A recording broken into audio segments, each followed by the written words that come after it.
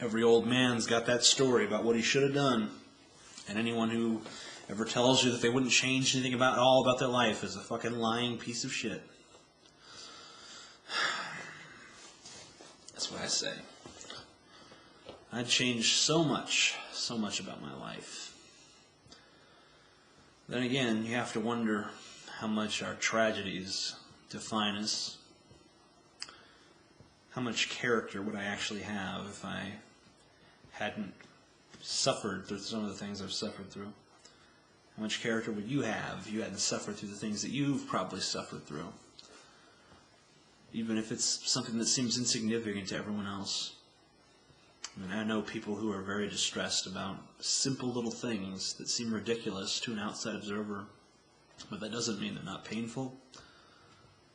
Sometimes things are just, I don't know, I mean, it might seem stupid to us that, when some fucking emo says that they were crying because they saw a dead flower on the sidewalk or some shit like that. But am I really allowed to stand as a barometer of that person's pain and tell them that their sadness or their sorrow isn't real because it wasn't monumental and cinematic enough for me? I don't know. It doesn't stop me from doing it. And I fall back on my old excuse of my own imperfection. No one's perfect, not even me. Can't be perfect. It's okay for me to be a fuck-up, because nobody's perfect. We all use that excuse. Most of us, anyway. So at least I never have to feel alone in being a fucking scumbag, because most of us are. We're all scum. Not all of us, not every single last one of us, but most of us are fucking scum. I think we're good, though, at the center of us. Maybe scum, but we're good, I think, inherently. Anne Frank said, that she still believed in the goodness of people. Of course, that was before she went to the concentration camp. But still, she held out for a long time, and I think that, if she can suffer through being stuck in an attic while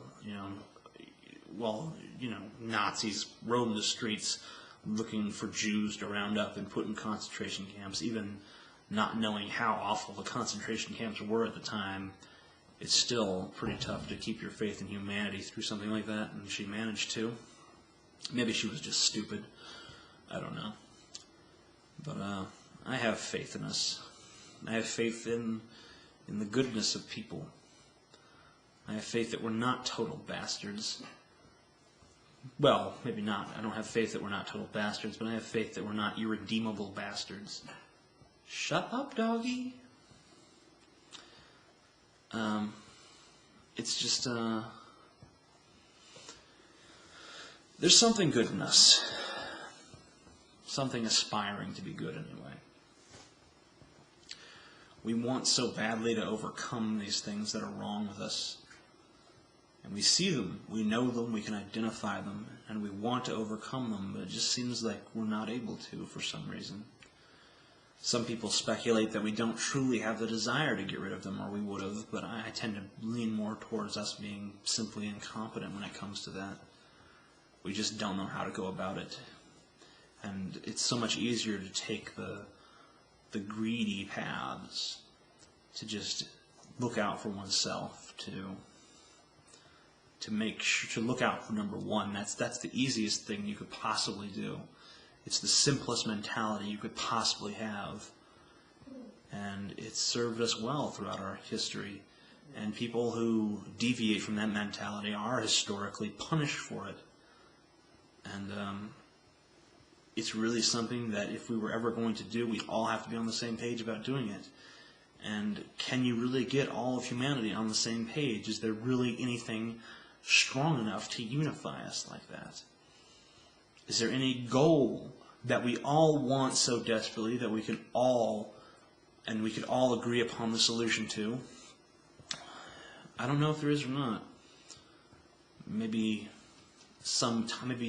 technology will unify our minds, not like the Borg on Star Trek, but in some more pleasant way, some way that we become, maybe we do have to become a collective.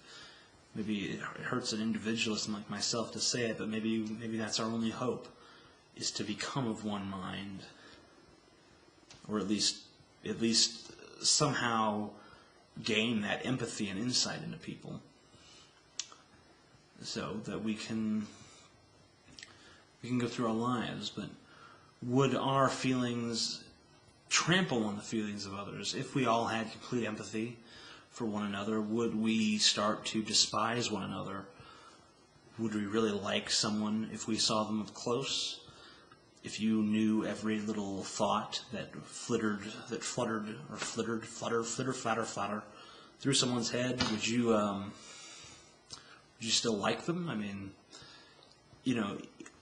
there's, in a world of complete honesty where there are no barriers of thought. Even, your girlfriend comes in the room and asks if a dress looks good on her, and you think it looks fucking revolting.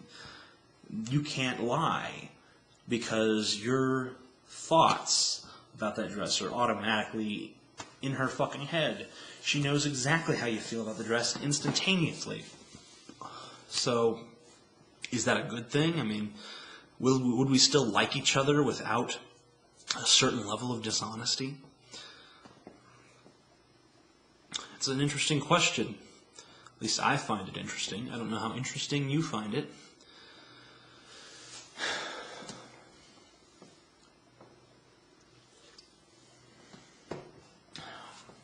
But I find it damn compelling. I wish that there was some kind of reconciliation, some way that we could figure out what the optimal circumstances for human compatibility would be. Where do you find that balance between the good lies and the bad lies? It seems like a lot of this video is turning out to be about honesty. Maybe that's because this is the most honest I've ever been to anyone. This is just me. And I'm not interesting, I'm not entertaining, I'm not a fucking hero or a villain. I'm just some fucking guy. Just like you. Unless you're a girl, then you're just some fucking girl. And there's nothing amazing about me. There really isn't. I don't know. I'd like to think there is, and I'll certainly occupy that delusion, 9 days out of 10, or 99 days out of 100, but today I guess just isn't that fucking day. Today is just that day that I don't want to be the amazing atheist right now. I don't want to be Taroja. I don't want to be any of the fucking names I've hidden behind. I don't even want to be the name that I was given at birth. I just want to be another fucking person that's talking to you, that's being honest with you. Do you care? Does it matter to you at all? Do you give a shit that there's a heart being open to you? It's not the kind of heart that you want open to you, is it? This is something small and putrid and wretched and diseased and broken and shattered in every fucking way. This isn't the kind of thing you tell people. This isn't the romantic sentiments you tell about yourself. This isn't the sympathy drumming up bullshit. This is just me. I'm dishonest. I'm disloyal. I'm conniving. I'm manipulative. I'm petty, and I'm cruel. I don't want to be. I try not to be sometimes. But that's the way I am. Can't help it. Don't like it. But it's the truth, and I can't deny it. I'm not a sadist. I don't enjoy hurting people. I don't go out and try to fucking destroy people's lives or anything like that. But when it comes to those little moments in our lives where we can choose to be nice or choose to be abrasive, I always choose to be abrasive. I always the guy